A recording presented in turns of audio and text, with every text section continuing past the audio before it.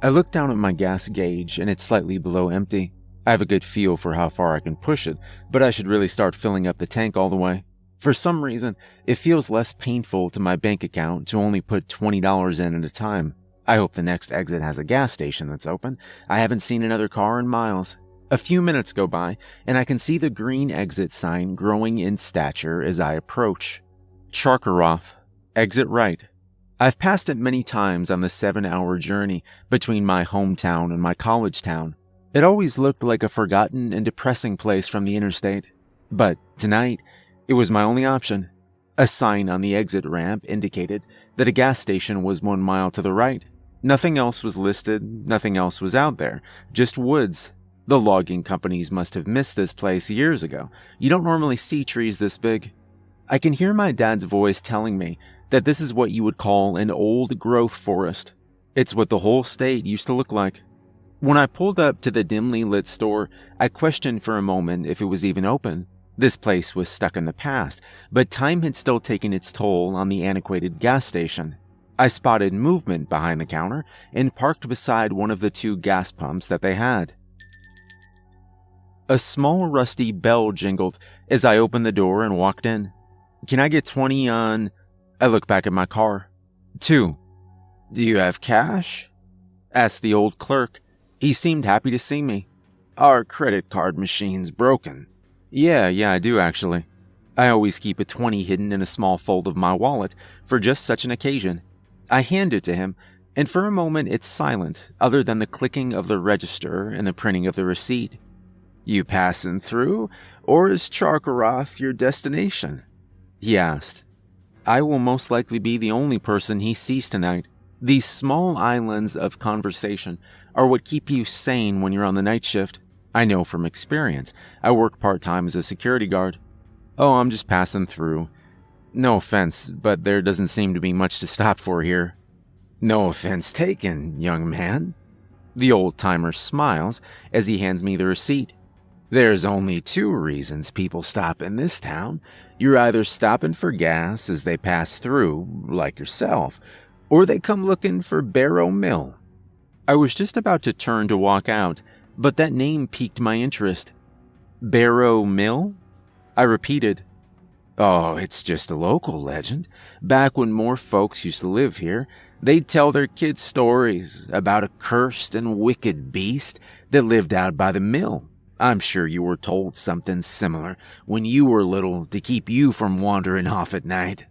"Yeah, my granddad would tell me about bloody bones. I spent years looking over my shoulder because of those stories. So, what do they call this thing?" He seemed to hesitate for a moment. "Methuselah's dog." "What?" I asked.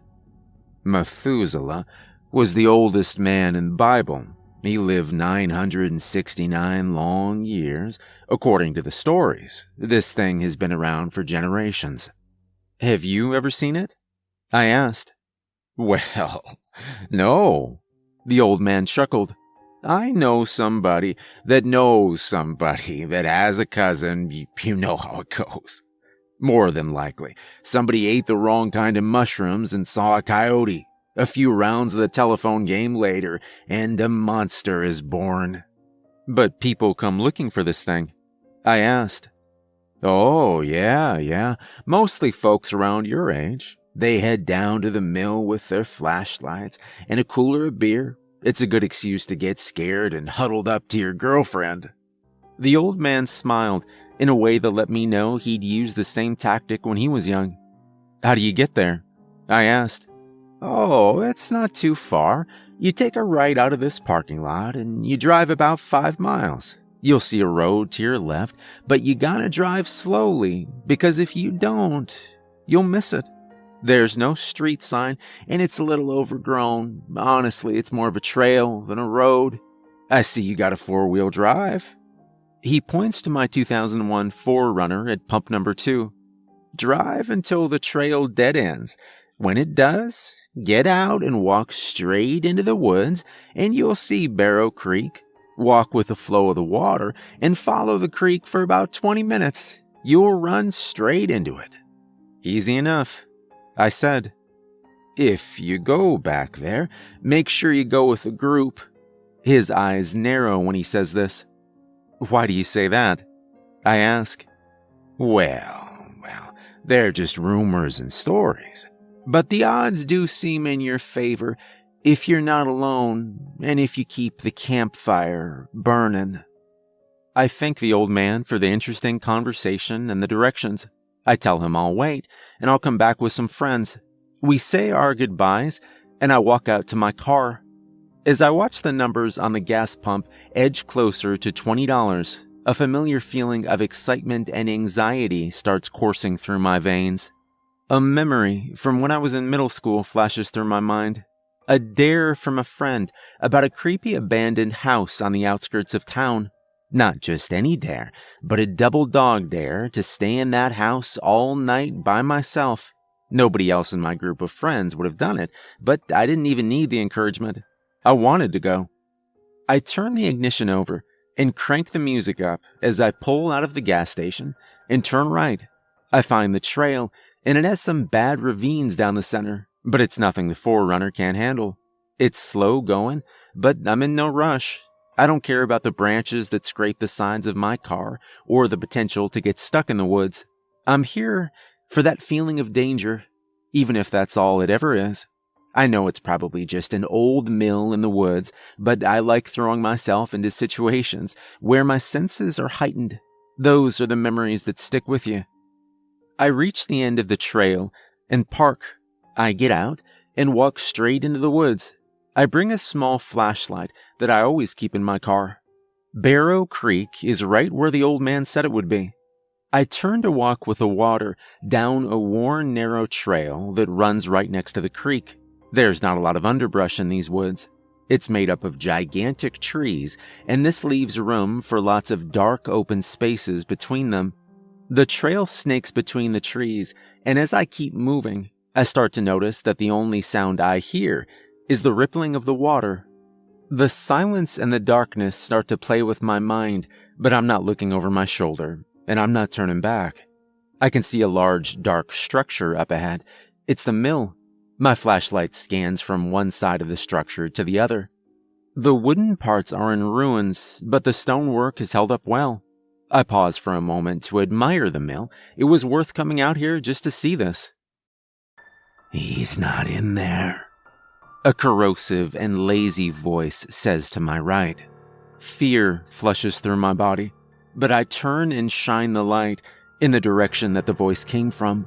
There are several large trees about 15 feet away, so big that two men couldn't wrap their arms around them. You came for the dog, right? The voice cuts. It seems to be coming from behind the middle tree, and it's literally talking down to me from a high vantage point. I'm picturing someone sitting in a branch about 10 feet above the ground, but there are no low branches. Yeah, I heard the stories. I just wanted to see if they were true.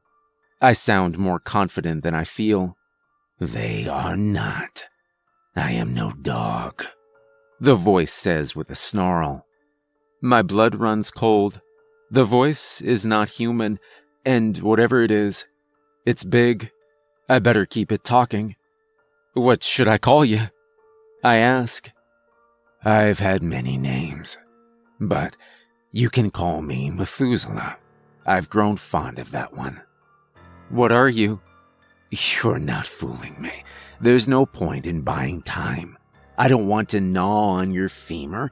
I'll entertain the conversation for now. Because it's been a long time since anyone dared to ask me any questions. They normally just run. Okay. Fair enough. I'm asking you genuinely. What are you? I'm higher in the food chain, but you don't even know what food is. The thing talks in riddles. How old are you? Oh, I don't keep track of time, because time doesn't keep track of me. I've heard you're old. Why doesn't time keep track of you? When you eat something, it has a ticking clock attached to it. It was always going to die. You're born into death. You eat things that are born into death. Your body is part of death, and you cannot escape it. There is, however, something that a human has that does not die.